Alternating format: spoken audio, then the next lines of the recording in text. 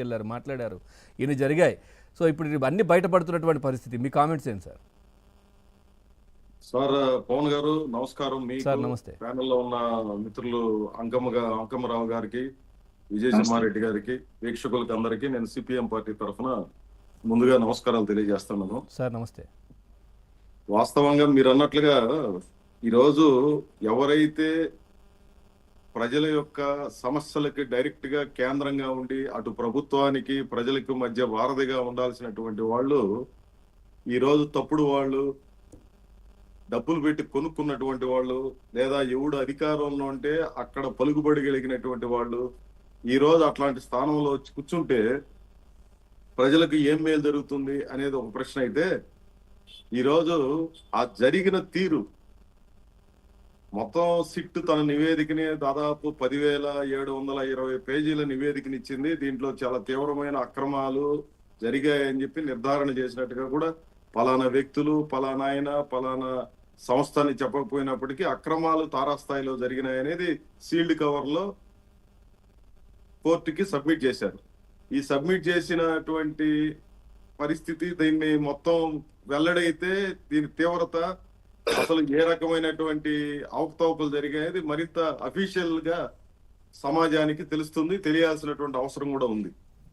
కానీ వాస్తవంగా జరిగిన పద్ధతి వీటన్నిటిని కూడా పరిశీలన చేస్తే 3 సార్లు ఆ పరీక్ష పత్రాలని దిద్దే కార్యక్రమం, మూల్యాంకన జరిగినటువంటి పద్ధతి. ఎక్కడ ప్రభుత్వ కార్యాలయాల్లో ఉండాల్సినటువంటి పత్రాలు వాటిని తరలించి ఒక హైలాండ్ అని చెప్పే దాంట్లో 84 days పెట్టడం, అది ప్రైవేటు వాడి చెప్పు చేతల్లో ఉండడం, ప్రైవేటు వ్యక్తుల చేతుల్లో ఉండడం. ఆ తర్వాత ఇవన్నీ ఏమైనా సక్రమంగా నిర్వహించడానికి సీసీటీవీలు, సిస్టమ్ అవన్నీ ఉన్నాయంటే ఇవేమి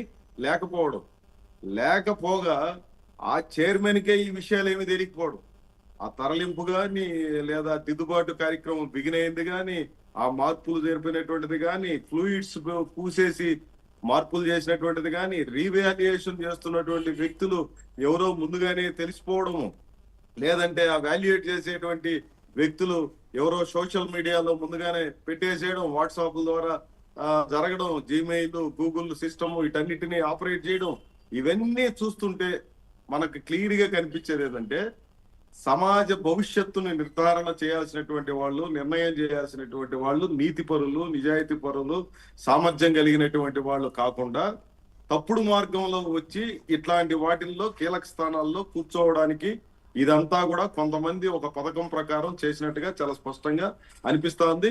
దీంట్లో ఇప్పుడే మన మిత్రులు చెప్పినట్టుగా దీన్ని చాలా తీవ్రంగా తీసుకోవాల్సినటువంటి అవసరం ఉంది. మనం మొన్ననే చూసాం, ఢిల్లీలో నీట్ పరీక్షా పత్రాలు లీకేజీ, దాని కారణంగా చనిపోయినటువంటి పిల్లలు లేదా వాళ్ళ భవిష్యత్తు, వాళ్ళు ఎంతగా ఆందోళన చెంది విధుల్లోకి వచ్చారో ఆఖరికి ఒక కేంద్ర మంత్రి రాజీనామా చేయాల్సినటువంటి పరిస్థితి ఏర్పడిందో మనం చూసాం.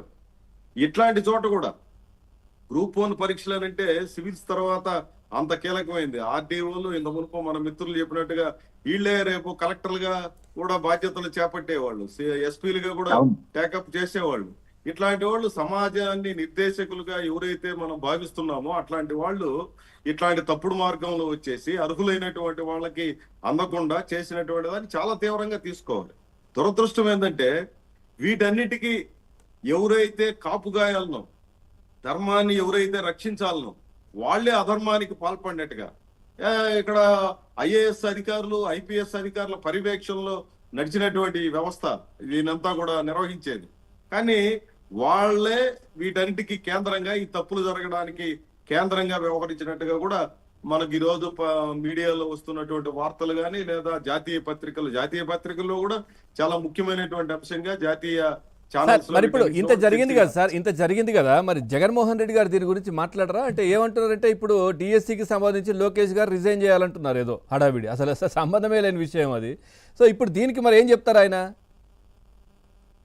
ఆయన చెప్పేది లేకపోతే ఈయన చెప్పేది సమస్య. ఇప్పుడు బాధ్యత ఎవరిదనేది, అదే కదా బాధ్యత ఎవరిదంటే ఆ రోజు ప్రభుత్వం 100కి 100 బాధ్యత వహించాలా.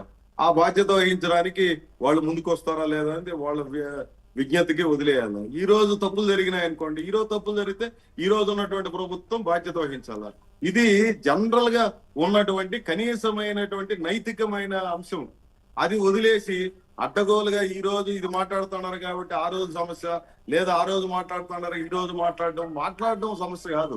ఎంతమంది భవిష్యత్ అండి, ఎన్ని రోజుల పాటు, ఎన్ని నెలలు, సంవత్సరాల పాటు లక్షల రూపాయలు ఖర్చు పెట్టి కొంతమంది ఇళ్లలో ఉన్నటువంటి వాళ్ళు అప్పుల పాలైపోయి ఉన్నటువంటి డబ్బులను లేకపోతే సప్పో చేసి లేదా వస్తువులు అమ్మి ఇళ్ళు అమ్మి కోచింగ్ సెంటర్లో చదువుకొని ఇన్ని రకాల అవస్థలు పడి నెలల తరబడి సంవత్సరాల తరబడి సమయాన్ని వెచ్చించి అట్లాంటి వాడు అర్హుడైనట్టు. అదే మీరు ఆ వచ్చినటువంటి వార్తల్లో కూడా మెయిన్స్ లో మంచి మార్కులు వచ్చినటువంటి వాళ్ళు ఎట్లా ఇంటర్వ్యూల్లో అట్ర ఫెయిల్ అయిపోయినారని చెప్పి వచ్చింది.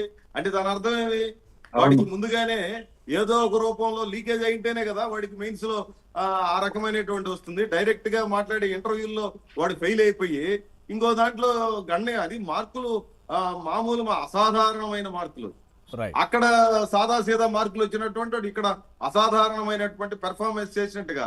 అది ఒకరిద్దరు కాదు కదా, పదుల సంఖ్యలో 46 మంది, 67, 68 మంది, లేదా మొత్తం ఎంపికైనటువంటి వాళ్ళు దాదాపు 161 మందిలో ఈ రకమైనటువంటి మార్పులన్నీ కూడా ఉన్నాయి. చాలా ఇవన్నీ ఉన్నాయి. ఎంత దారుణమైనటువంటి తప్పది. ఇది ఏ రకంగానూ క్షమించడానికి వీలయ్యేటువంటి తప్ప.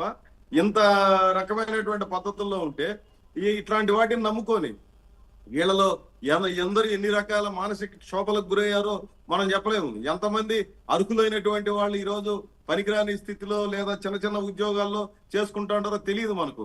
లేదా అనర్హుడు, కనీసం మినిమం ఇవి కూడా రానటువంటి వాడు అత్యున్నతమైనటువంటి స్థాయిలో ఆర్డీఓ కేడర్లోనో లేదా అంతకంటే పెద్ద కేడర్లోనో జిల్లా స్థాయి కార్యాలయాల్లో కలెక్టర్ తర్వాత అంత పెద్దగా అనర్హులు ఈ రోజు రాజ్యం వెళ్తూ ఉన్నటువంటి పరిస్థితి ఉందనంటే ఇది ఏ రకమైనటువంటి సంకేతం సమాజానికి ఇచ్చినట్టు? తప్పు కదా.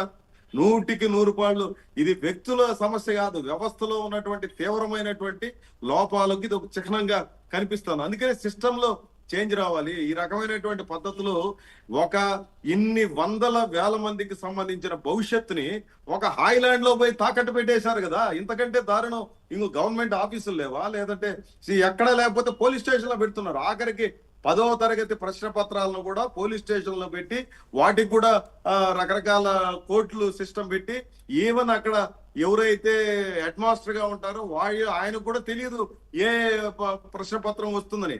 ఆ రోజు ఉదయం ఒక 2-3 నిమిషాల ముందు రిలీజ్ చేసే కోడ్ ఆధారంగా ప్రశ్న పత్రాలు తీసుకొని పోయి పోలీస్ స్టేషన్ ద్వారా ఇస్తున్నటువంటి స్థితి. నువ్వు 10వ తరగతి 7వ తరగతి ప్రశ్న పత్రాల్లోనే ఈ రకంగా ఉంటే సమాజాన్ని నిర్దేశించే చోట వాళ్ళకి ఎన్ని రకాలైనటువంటి చర్యలు? అక్కడ సీసీటీవీలు ఉండవా?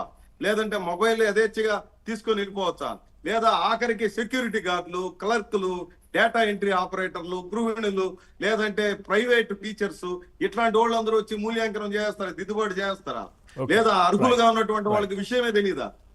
దీనంతా ఎంత దారుణమైనటువంటి తప్పులు. వీటిని ఏమాత్రం క్షమించకూడదు. అంకమరావు గారు చెప్పినట్టు 100కి 100 పాళ్ళు కఠినమైన. ఇది వైసీపీనా, తెలుగుదేశమా, జనసేన సమస్య కాదు, లేదంటే పార్టీల సమస్య కాదు.